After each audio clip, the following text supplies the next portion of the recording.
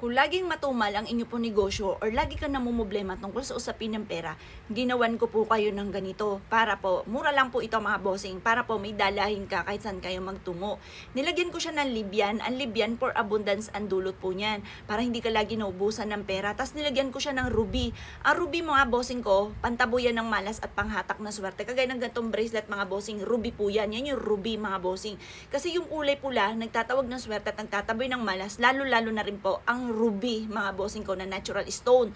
Ito pa mga bossing ko, inilagyan ko po ng basil leaves kasi ang basil leaves mga bossing ko at saka peppermint, pinaghalong basil leaves at saka peppermint na pang-attract ng pera, money magnet.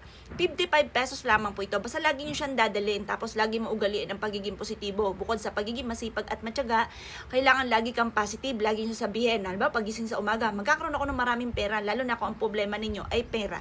Magkakaroon ako ng maraming pera, tapos sasabayan nyo palalo ng sipag at tiyaga at pagiging positibo, tapos magdala ka ng ganito. Kasi mga bossing, hindi pugkit ikay masipag at matyaga, yayaman ka na, or kaya po hindi ka naubusan ng pera. Minsan napapatanong tayo, anong problema sa akin, anong kulang sa atin? Kailangan mo lang ng pantaboy ng malas at panghatak ng swerte, kagaya nitong pinapakita kong ito, sa halagang 55 pesos lamang.